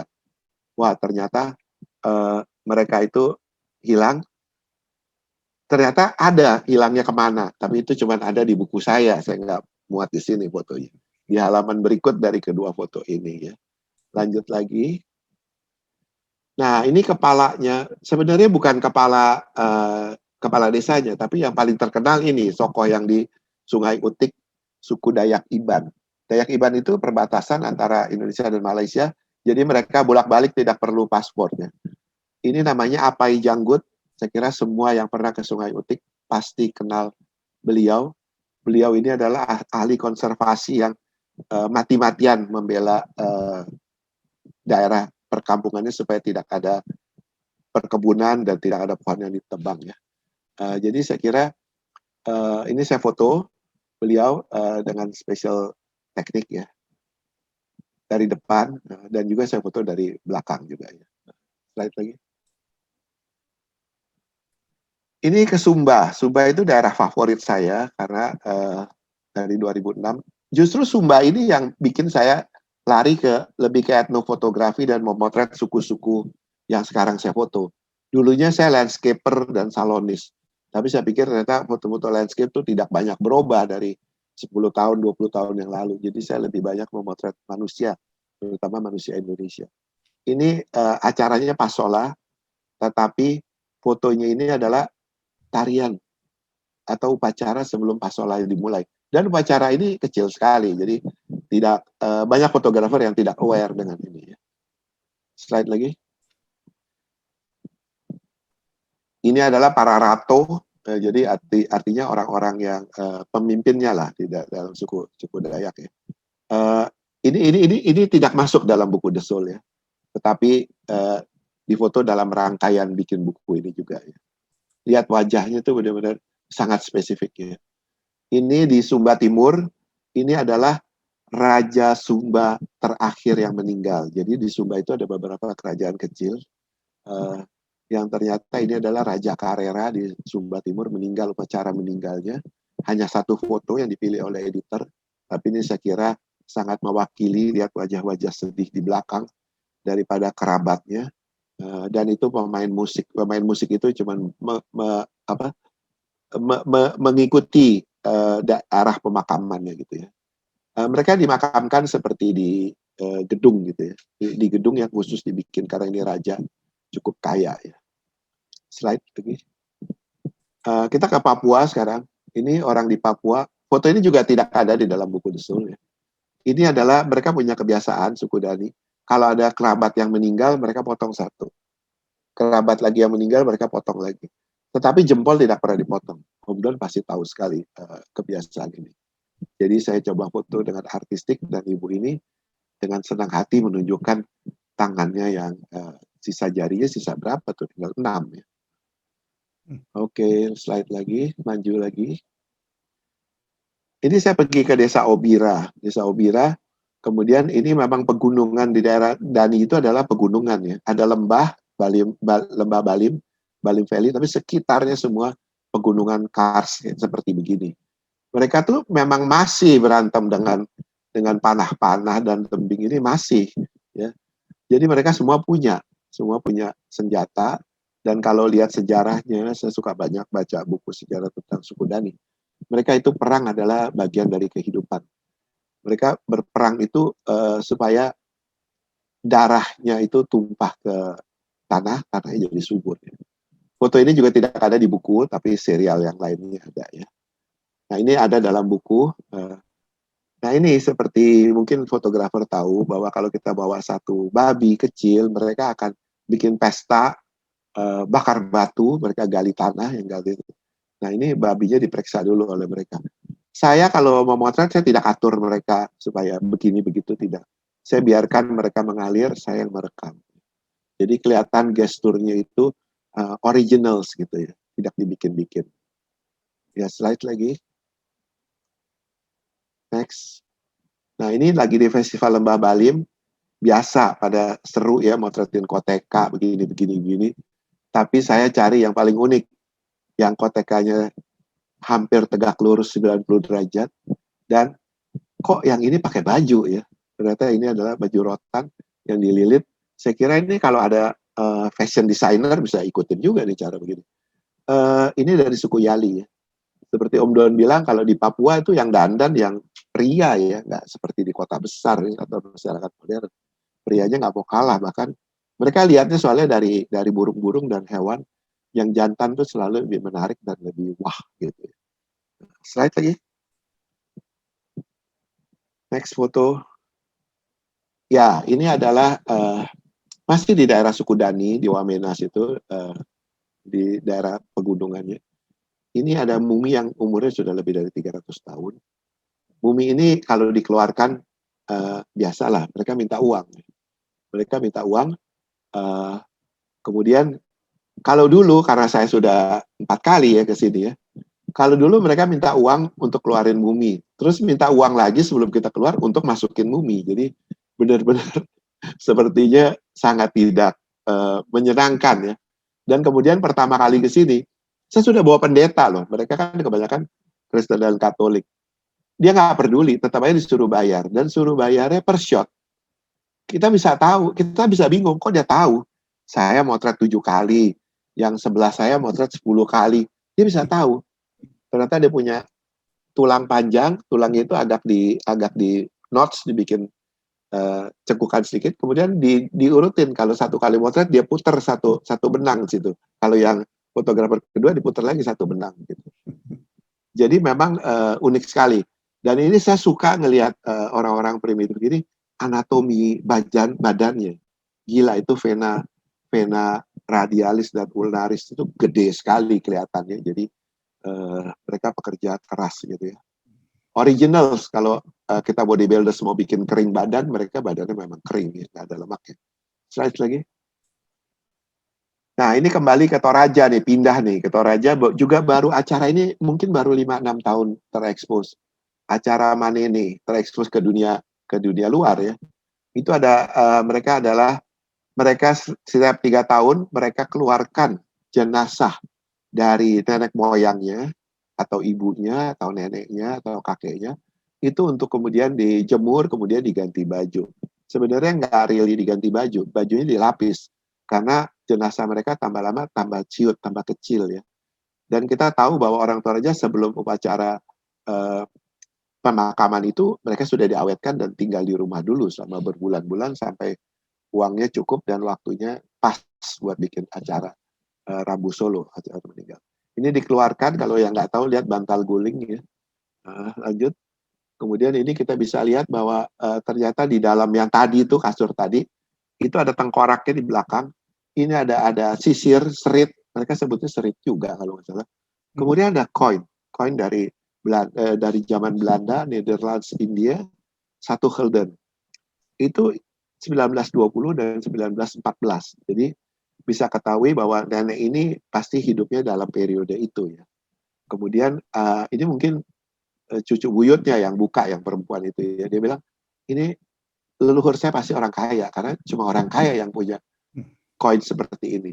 Dan koin itu dimasukkan lagi, kemudian ditaruh lagi, nggak ada yang ambil ya, sampai 3 tahun yang akan datang. Saya kira slide lagi. Saya kira sudah selesai presentasi saya. Jadi buku ini memang saya kira unik karena isinya adalah tentang Indonesia, kemudian unik karena tentang hitam putih, dan dikemasnya juga saya kira akan sangat menarik karena dibentuknya dalam bentuk artbook ya, bukan seperti buku-buku foto yang lain ya. Oke, terima kasih Pak Udaya. Oke, terima kasih sekali. Oke, foto-foto yang luar biasa. Ngiler saya ngelihatnya itu, hasil semuanya pakai Leica ya, Pak. Ya, semua pakai Leica, Pak.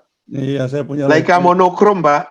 Iya, monokrom lagi semuanya ya. Khusus. Jadi ya, hasilnya agak lain. Beda sekali itu, terutama yang Bali tadi luar biasa itu, warna emasnya bisa keluar begitu ya. Oke, mengingat waktunya agak cukup panjang ya. Ini last but not least orang penting kita, mohon maaf ini Profesor Herawati ingin share screen ya. Boleh silakan masuk Bu Hera. Baru kita nanti bahas bukunya ya Pak Edwin ya. Ya. Ya, terima oke. kasih. Saya Sorry. Ya, terima kasih Kak Udaya, terima kasih banyak sudah diundang ke acara yang sangat-sangat penting ini. Nah, saya tuh share screen bukan apa-apa, tapi sebenarnya menanggapi dari tadi presentasi mulai dari Mas Don, kemudian Mbak Agatha, cerita dari Pak Peter, Pak Kerry, dan semuanya apa yang sudah dipresentasikan. Nah, saya mau bicara mengenai the soul-nya, karena Edwin mengirim buku ke saya itu tanggal 28 April. Lalu saya buka, Edwin bilang, the book and what it is inside is my legacy. Dia bilang begitu ke saya. Sebelum saya sebenarnya membuka maupun melihat buku tersebut. Kemudian dia tanya ke saya, setelah saya bilang, kamu udah terima bukunya? Sudah. Bagaimana kesanmu tentang buku The Soul? Saya buka buku itu. It's dark, Edwin. Saya bilang, it's very dark. Gelap yang saya rasakan. Tapi perlahan-lahan saya membuka, kemudian menyerap, menangkap, dan merasakan. Setelah satu persatu saya amati. Dan dari sini saya baru mengerti mengapa disebut The Soul. Orang Batak bilang, rumah maupun sesuatu itu kalau tidak punya tondi, dia itu tidak hidup. Nah, buku itu menggambarkan sebenarnya rohnya. Roh itu kan ekspresi gambaran dari pemotretnya. Dan juga ekspresi gambaran dari pilihan foto-fotonya. Saya sangat menghargai Agatha untuk itu. Nah, saya harus memahami dulu itu sebelum saya bisa menghayati. Tapi itu yang saya rasakan. That's his soul. Itu jiwanya dia. Itu rohnya dia yang dia coba dan untuk diteruskan, diwariskan kepada semuanya, semua kita saya kira yang ada di sini. Mungkin sebagian sudah lihat buku, sebagian belum lihat buku. Nah, saya mungkin harus memperkenalkan diri saya sendiri. Saya itu bukan fotografer, saya itu sama sekali jauh dari itu. Tetapi saya bekerja dengan berbagai macam etnik di Indonesia. Jadi saya mempelajari apa yang disebut siapa manusia Indonesia. Nah, untuk itu adalah kegiatan multidisiplin. Tidak mungkin saya dari sudut genetika, jadi yang melakukan studi yang namanya molekuler antropologi molekul, jadi mempelajari etnik, mempelajari populasi berdasarkan DNA atau informasi genetik, tidak dapat berdiri sendiri. Di sini saya perlu dukungan seorang yang dapat mengerti dan mengetahui tadi, punya roh, punya keinginan, punya passion untuk mengabadikan mereka-mereka yang mungkin kita tahu akan punah. Budayanya, bahasanya mungkin akan punah. Karena bahasa yang dimiliki oleh Indonesia makin lama makin sedikit. Nah, saya coba share screen. Apa sih kerjaan saya itu? Masuk aja. Oke. Sudah. Aku masuk ya.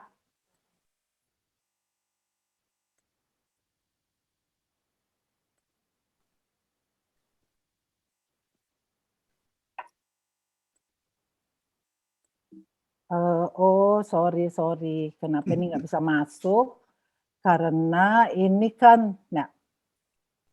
Jadi apa yang saya lakukan itu saya sudah melakukan penelitian pada kurang lebih 130 etnik di Indonesia dengan berbagai macam pertanyaan. Untuk menjawab tadi, siapa manusia Indonesia, asal-usulnya dari mana, mengapa kita memiliki bahasa dan budaya yang beragam. Untuk itu, kita harus pergi ke berbagai macam desa adat, mengikuti adat mereka, dan kemudian mempelajarinya. Jadi sebenarnya cuma ini yang saya lakukan, tetapi saya secara khusus tidak memilih suku-suku itu di kota-kota besar. Dan kita memilih desa-desa adat yang memang masih menggunakan bahasa setempat, banyak yang sebenarnya tidak bisa berbahasa Indonesia, sehingga kita memerlukan seorang penerjemah maupun orang-orang dari suku tersebut untuk memandu kami dalam melakukan interview dan dalam mempelajari budaya mereka sendiri. Semuanya itu sebenarnya dengan tadi melihat struktur populasinya. Edwin dalam bukunya itu mengambil dari sekian banyak foto-fotonya, mengambil beberapa suku yang kita lihat. Suku Iban, orang Kanekes, orang Canberra dari Sumba Timur, dan Dani dari Lembah Balim. Nah, semua itu sebenarnya suku-suku yang juga kami telah pelajari. Jadi saya melihat di sini bagaimana sebenarnya erat hubungannya antara fotografi dengan etnik-etnik yang kami pelajari. Contohnya Sumba tadi. Edwin mengatakan saya jatuh cinta dengan Sumba. Saya juga jatuh cinta dengan Sumba. Karena apa? Karena mereka itu sangat unik. Kemudian budaya kami mengetahui ada 7 bahasa di situ, berarti ada 7 suku. Dan orang Sumba itu memiliki suatu, mereka percaya sekali bahwa nenek moyang mereka sebenarnya itu paduan dari orang yang datang dari luar dan yang sudah ada. Kemudian di mana desa pertama itu mereka tahu, dan kami melakukan studi berdasarkan apa yang mereka percaya. Dan ternyata itu semua sebenarnya kalau untuk Sumba itu betul. Kemudian budayanya, Marapu, dan kemudian tadi ada foto-foto dari Rato, itu adalah sesuatu yang kita harus jalani. Misalnya kalau kemudian pada suatu kesempatan memang kami datang kebetulan itu ada upacara-upacara. Dengan sendirinya kemudian kami harus turut serta dalam upacara tersebut. Sayang sekali apabila karena kami sendiri bukan seorang fotografer, itu mungkin tidak maksimal atau optimal apapun juga yang kita rekam bersama. Mas Don dengan orang Kanekesnya itu saya sangat-sangat appreciate. Dan buku itu adalah buku yang kami pelajari dan kami baca sebelum kita pergi masuk ke mempelajari suku-suku orang Kanekes. Walaupun itu diterbitkan tahun 2013 dan saya tahu di sini Ibu Philomena Reis hadir juga.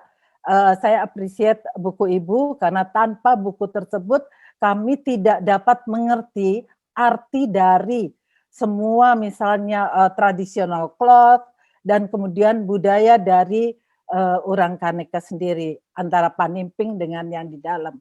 Tentu saja itu semua karena kami tidak boleh salah langkah dalam melakukan studi di masing-masing tempat adat. Sumba misalnya, kita tidak bisa mempelajari itu tanpa data-data maupun buku atau studi yang dilakukan oleh beberapa teman antropolog. Dan sayangnya bahwa kita harus mengacu pada Australian National University, Canberra, dengan kelompok atau grup dari Pak James Fox gitu.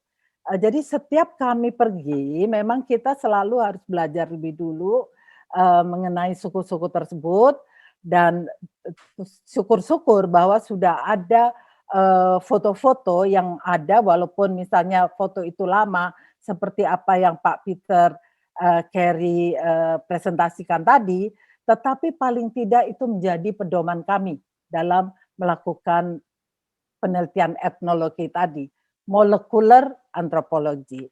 Jadi saya ingin memberikan selamat lagi pada Edwin dan mengambil sitasi ini, life is soul, a soul for Edwin himself and a soul for the universe he has ever met in his life. Itu adalah tulisan yang dibuat oleh Agatha Bunanta untuk Edwin dalam buku The Soul. Selamat Edwin, sekali lagi. Terima kasih. Oke, terima kasih sekali Bu Hera, luar biasa sekali ya. Jadi barusan kita dengarkan bagaimana pentingnya dan bagaimana kontribusi fotografi ya untuk dunia ilmu pengetahuan. Bu Hera ini betul-betul mendedikasikannya hidupnya buat humanity dan science ya. Jadi luar biasa. Sekali lagi saya ucapkan terima kasih. Nah, mungkin saya kembalikan di sini saya lihat waktunya masih, mohon maaf juga pada Bu Hera yang terakhir, tapi orang yang paling penting justru membawakan misi dan satu artikulasi bahwa yang dikatakan dengan diversified, kebinekaan kita itu sangat luar biasa ya. Bagaimana Nusantara dari barat ke timur, dari utara ke selatan itu semua betul-betul beragam sekali. Dan kami yang kebetulan saya sendiri juga mengatasnamakan fotografer ya, melihat dari kacamata kasat saja, tetapi juga mulai meresapi seperti tadi rekan kami yaitu Dr. Edwin melihat bukan dengan kacamata Pak Don sebagai senior kita juga, tapi mata hati. Dan lalu kemudian ditambah lagi menjadi keilmuan yang luar biasa dirangkum ya, menjadi satu kesatuan bagaimana kita bisa mempelajari satu sama lain. Terima kasih sekali lagi. Kita akan lanjutkan dengan question and answer. Mungkin saya kembalikan ke MC. Terima kasih. Terima kasih Pak Udaya. Benar-benar sebuah pemaparan yang luar biasa. Ini mau 5 jam juga nggak apa-apa. Ini Iya. menarik sekali ini acaranya. Iya, tanpa terasa waktu memang berjalan dan rasanya nggak berasa gitu waktu berjalan begitu cepat ya. Karena pemaparannya semuanya berkualitas dan saya rasa sama dengan Bapak atau Ibu yang hadir di sini semua dalam virtual ini bahwa kami tuh merasa beruntung bisa mendapatkan kesempatan menyaksikan ini semua gitu sangat ya. beruntung dan kita mendapat pembicara luar biasa semua. Betul, terima kasih kepada semuanya. Iya. Ini ada beberapa pertanyaan yang juga cukup menggelitik. Ada satu pertanyaan cukup menggelitik yang boleh saya bacakan dari, saya nggak tahu Bapak atau Ibu, Kakak Ai. Di sini beliau izin bertanya kepada para narasumber dari presentasi foto-foto yang luar biasa dari masa lampau sampai sekarang. Dokumentasi perjalanan panjang bangsa ini tidak terlepas dari sosok-sosok fotografer. Nah, agar jejak-jejak ini dapat dinikmati generasi mendatang, apakah mungkin menyatukan foto-foto tersebut dalam suatu bentuk buku, seperti buku seri 30 tahun Indonesia Merdeka? Nah, ini. Pak Don mungkin masih ada di sini, Pak Don. Pak Don masih ada nggak? Siap, ada. Nah, itu pertanyaan bukunya Pak Don nanti itu akan keluar itu ya. Nah, kemudian tadi merangkum dari beberapa fotografer. Ayo Anda sebagai paling senior, ya bagaimana? Kalau saya boleh katakan bahwa semua apa yang ditampilkan oleh mulai dari Peter Carey, Profesor Peter Carey itu yang masa lampau dokumentasi yang sangat-sangat langka dan berharga.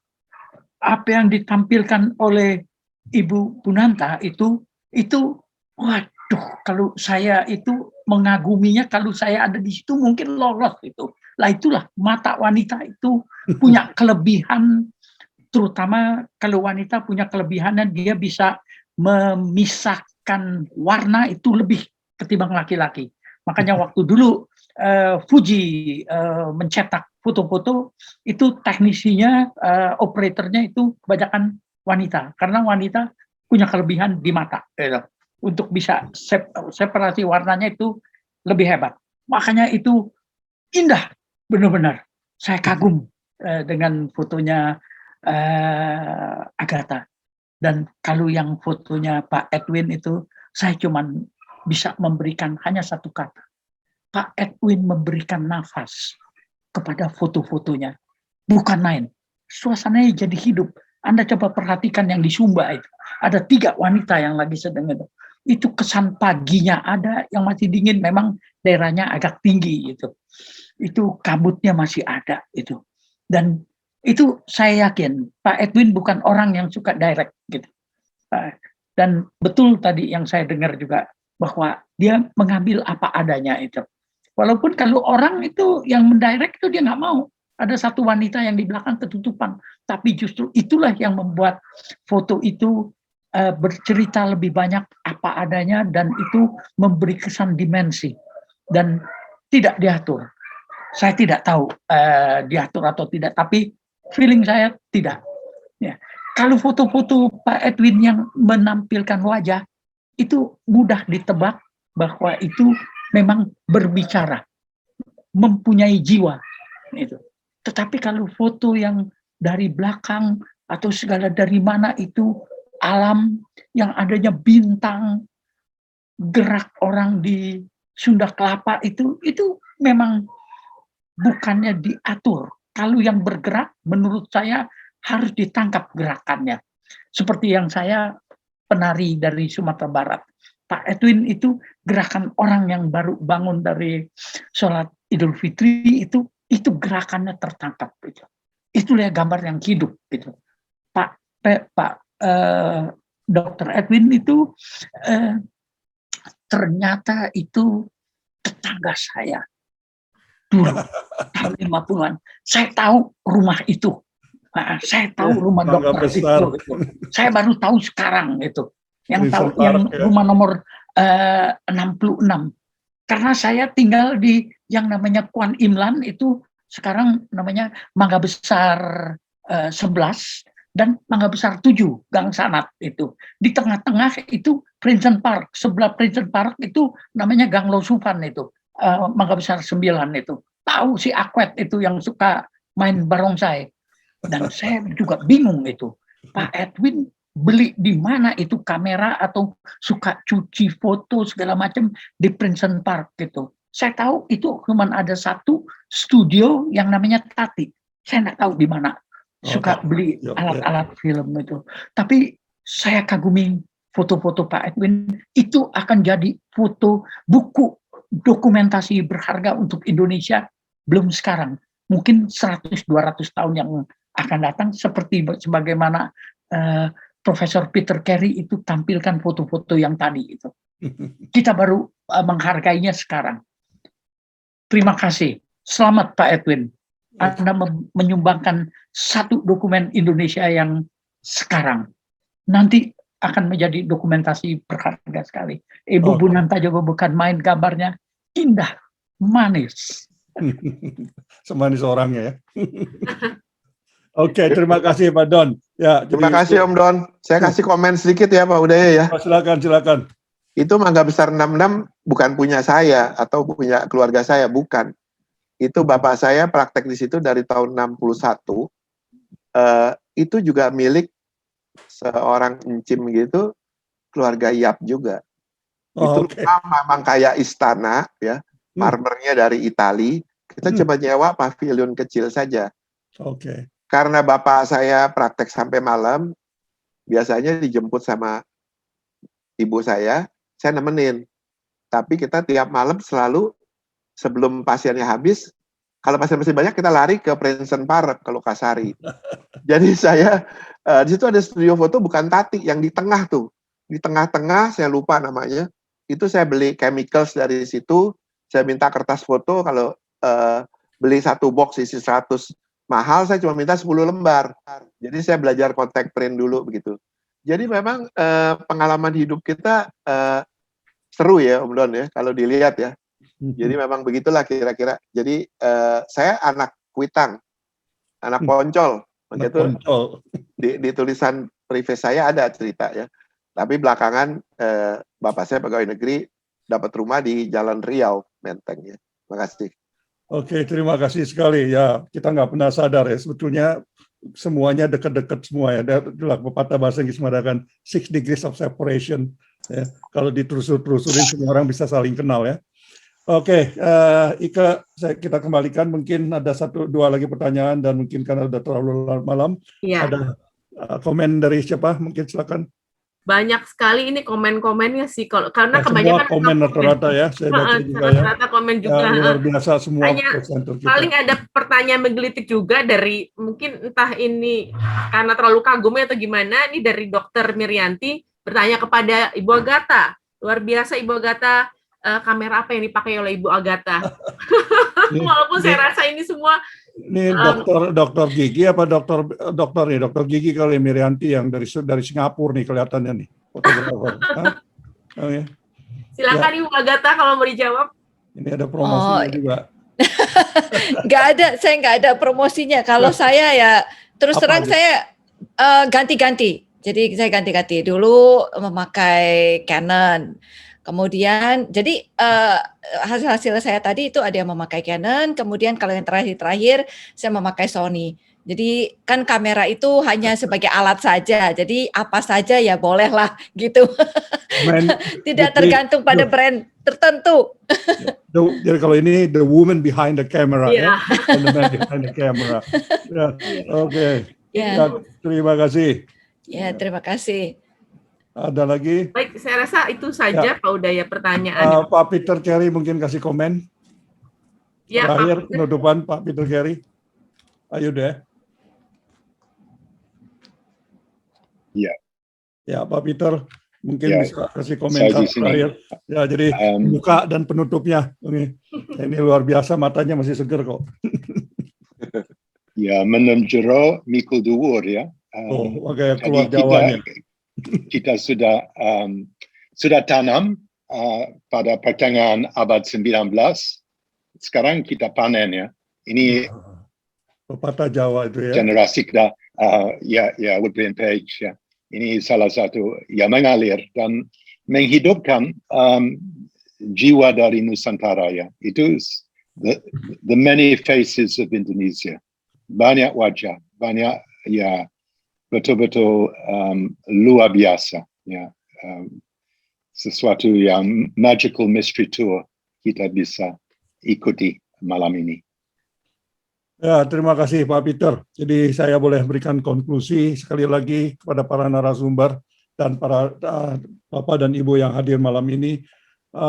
Waktu memang tidak terasa sekali dan hampir 3 jam, nyaris 3 jam ini, tapi kita tidak membuang waktu begitu saja. Waktu yang sangat menurut saya monumental sekali bagaimana fotografi dan ilmu fotografi dan fotografer ini bisa merekam wajah-wajah Nusantara. Kalau judulnya saya berikan tadi, Nusantara dalam Keheningan, pada sesi terakhir ini kita lihat dengan hitam putih pun kita bisa menikmati kedalaman dari sebuah misteri yang ada dengan Nusantara kita. Jadi tanpa terasa waktunya, jadi saya ucapkan sekali lagi terima kasih kepada semua yang ikut pada hari ini, dan mohon maaf apabila ada yang tidak seperti diharapkan, dan selamat malam dari saya, dari Perth yang sudah mulai dingin. Silakan saya kembalikan Ike untuk menutup. Baik, terima kasih Pak Udaya. Terima kasih kepada seluruh pembicara dan komentator. Sekali lagi saya boleh sampaikan bahwa ini sebuah waktu atau sebuah webinar yang luar biasa. Even bagi saya sungguh beruntung dan saya sungguh bersyukur diberi kesempatan untuk ikutan dalam acara webinar seperti ini. Begitu banyak pengetahuan dan wawasan yang begitu membukakan mata dan begitu menginspirasi. Jadi menambah keinginan saya untuk traveling nanti pada saat border sudah mulai pada dibuka, itu banyak sekali tempat-tempat kalau lihat dari hasil-hasil foto-foto dari Bapak Ibu sekalian, para fotografer ini, banyak sekali tempat-tempat yang wajib untuk dikunjungi dan dipelajari untuk dengan kita bisa datang ke tempat itu dengan sendirinya. Akhir kata saya harus akhiri karena waktu juga yang sudah mulai larut dan ada beberapa Bapak Ibu sekalian yang tinggalnya juga tidak di Indonesia dan ada yang saya lihat ada yang di Australia dan segala macam, itu pasti sudah larut sekali. Terima kasih sudah tetap setia dan sudah sampai ini pengunjungnya sudah sampai 300 lebih ya Pak Udaya. Sungguh saya mengucap syukur. Mohon maaf jika ada kesalahan atau kesalahan ucap, sungguh saya bukan suatu kesengajaan, tapi sungguh itu mengalir begitu saja dan saya sungguh mohon maaf untuk itu. Terima kasih Bapak Ibu sekalian, sampai bertemu lagi di webinar Pertiwi yang berikutnya. Soja, salam budaya. Selamat malam semuanya. Terima kasih. Malam semuanya. Selamat malam. Terima kasih. Luar biasa Terima kasih sekali. Pak Udaya. Terima kasih Pak Don. Terima kasih Prof. Vera. Sama semuanya. Terima kasih semua. Terima kasih semua. Terima kasih Pak Terima Gunawan. kasih. Terima kasih Om Budaya. Gunawan, luar biasa, Gunawan. hebat. Ya. Semuanya terima kasih. Terima kasih Ini ada- semua. Live ya. Ya, terima kasih. Luar biasa. Terima kasih ya semuanya. Sorry ya Agatha Ya, ya. terima kasih. Oke. Terima kasih semua. Prof. Vera mengagumkan. Terima kasih. Ya, luar biasa Terima sekali. kasih. Ya. Prof. Vera. Ya, Prof. Vera ini Pak ada- Don, sehat-sehat ya Pak Don. Terima Pak kasih. Don sehat-sehat. Terima kasih Pak Don. Mas Don, mesti ketemu lagi, Mas Don. Ya. Terima kasih Prof. Vera, Prof. Kari. Izin pamit ya. Ya.